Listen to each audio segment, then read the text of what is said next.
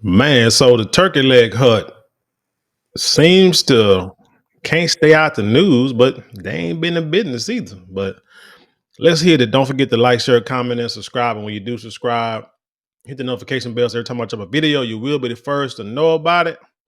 Let's get into it. New at 3, bombshell claims in the federal arson case against the former Turkey Leg Hut co-owner. Good afternoon. Thank you for joining us. I'm Andy Serrano. And I'm Lisa Hernandez. Right now, a judge is deciding whether to keep Lynn Price in custody after prosecutors shared concerns that he threatened a witness or potential jurors. KPRC2's Bryce Newberry live in the newsroom after hours in the courtroom this morning. Bryce. Yeah, Lisa and Andy, for the former Turkey Leg Hut owner, federal prosecutors say the turkeys have come home to roost. They say for years, Lynn Price has tried to keep his hands clean of crimes, paying off others to do the dirty work, and they want to keep him in custody. During a more than 2-hour hearing, an FBI agent testified that Price paid $1,400 to have his ex-business partner's bar, 5015, blown up nearly 5 years ago. $1,400. Man, people should not be out here doing illegal activities, period. But definitely not on the cheap. What the hell are you gonna do with $1,400 when they catch you? Oh, look at here. There's a video. Looks like you got caught. Wonder how much your legal defense is going to be. That boy that's in jail for supposedly mowing down Mo 3 5 years ago on the highway. When he did the video and they asked him, man, would you have done that for like 20, 40,000 or something like that? He was like, nah, I wouldn't have done it for that. He said that wouldn't even cover legal fees. So whether he's telling the truth or not, he ain't that stupid to understand how the system works. $1,400, and wait a minute, I see one person here. Let's continue. This is surveillance video from that early morning in June of 2020 when masked men poured gasoline all over the patio before that fire that then caused an explosion and destroyed the building. An indictment unsealed last week alleges that Lynn Price orchestrated this plan. The owner— That look like 4 people, and like they pouring gasoline all on each other. Boy, these people are stupid. Well, hey, they only got paid $1,400. So 1,400 divided by 4. What is that? 4 and 4 is 16. So you're not even looking at a little over $400 per person.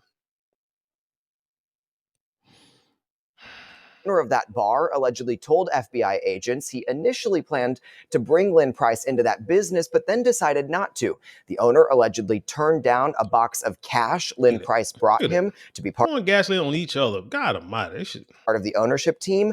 And then when Bar 5015 started selling crawfish, apparently using the Turkey Leg Hut supplier, the owner said Lynn Price called screaming and hollering and threatened to blow the place up.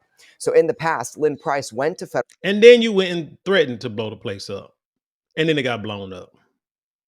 Federal prison on tax fraud related charges. Once he got out on supervised release, prosecutors allege that he's been involved in other criminal activity, including paying a co-defendant in this arson case to steal vehicles and heavy machinery. The FBI agent— would he pay him $50? Testified under oath that same co-defendant admitted to bringing truckloads of hydro marijuana from California that would be stored at the Turkey Leg Hut and then got sold at the restaurant in custom branded packaging. Shout out to the brother with he got all the, the neck tattoos and everything. We know, I saw a video that he did, and when he's talking, you can tell he's from that, like he's from the streets, like for real. And somehow, started doing businesses. And he said he had a few businesses on the block. And then, but the Turkey Leg Hut kind of blew up. The problem is, and they try to give him a lot of credit for starting businesses and, and being a positive influence to the community. Shout out Big U, who's right now in the federal indictment claiming the same thing. But behind the scenes, I mean, you're just doing this as a front. Excuse me, somehow thinking that the feds are not watching your every move.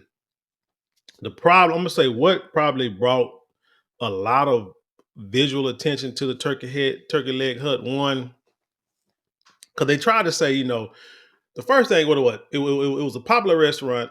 People from all over the world, well, I know all over the country for sure, was going to the Turkey Leg Hut. Hell, I even thought about going down there, but shut down before I even got down there.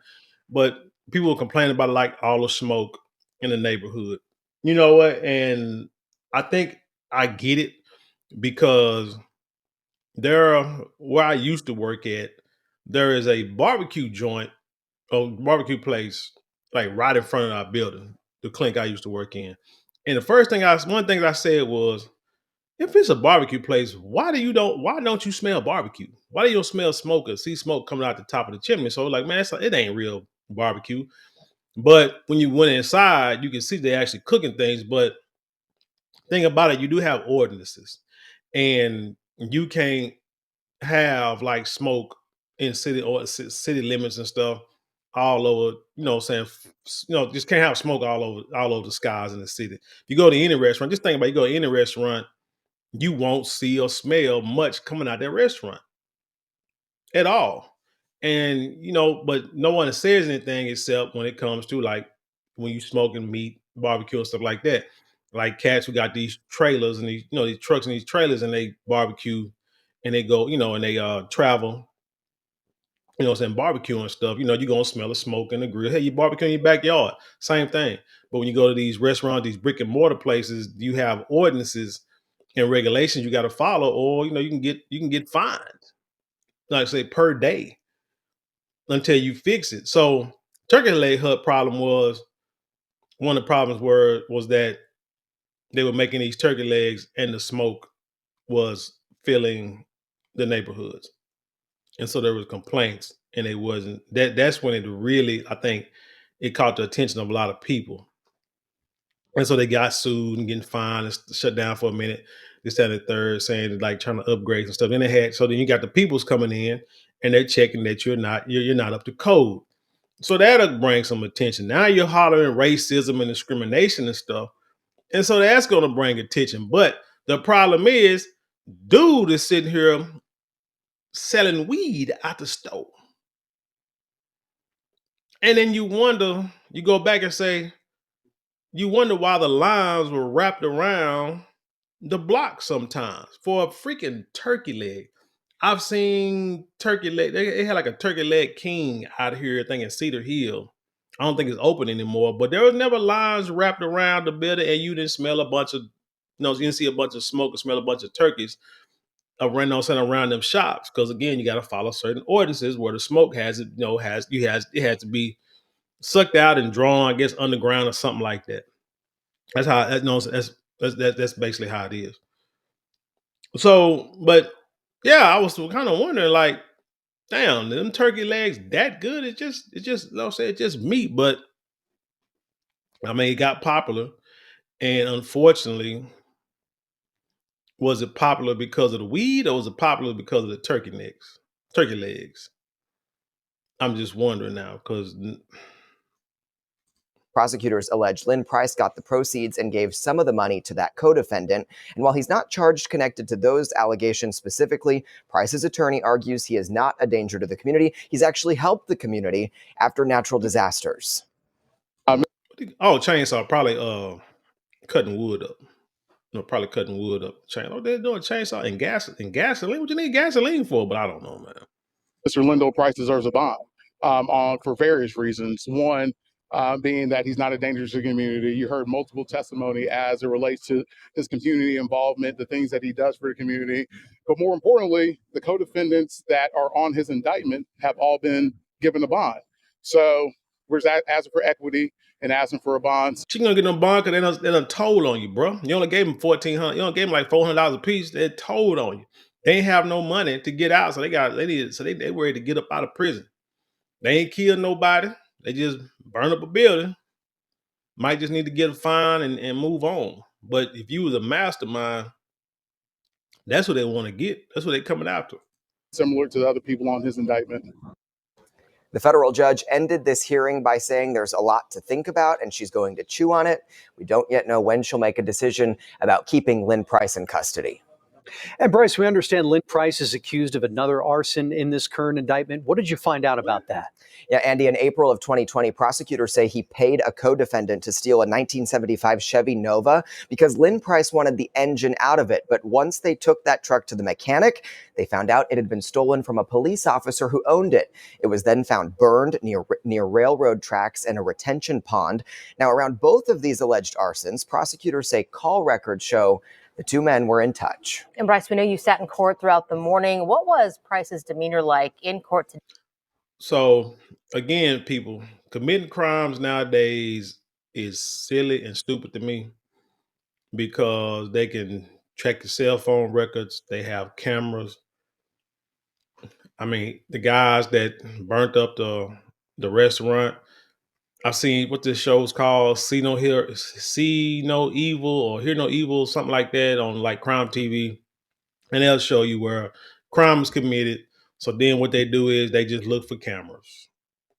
They look for cameras in the neighborhood. And they track the movements of certain vehicles, certain people, and they just go backwards until they can figure out where these people started at. If not, they'll go with the cell phone records, towers, binging signals, and then they can find cameras there, and they just go backwards and track all your moves until they say, okay, now we can connect the dots. Let's go get them. But these folks here, why would you? That's what I'm wondering. Like, because the dude, Turkey Hut has been in some lawsuits. Like, I know their supplier was suing them because they wasn't paying them for like their supplies, like the food and the restaurant equipment and stuff like that. I think there was a divorce with one of the owners. I think one of the owners was suing each other. It was just a lot of legal stuff going on. There was too much attention drawn to this to where eventually this was bound to happen. If you were selling weed across country, this was bound to happen. That's probably what they found. They probably saw that happen early on and then started doing the investigation and then saw all this other stuff. And, one thing led to another. And so here you are. But my thing is, you got enough money to get weed from across the country, but you can't pay your supplier. I think also there was like a singer, like some kind of gospel singer said they put into the business and hadn't got any money back. So yeah, the dude has opened up a lot of businesses in the neighborhood. I think there was probably fronts for what he was doing behind the scenes, but he didn't understand how to run business.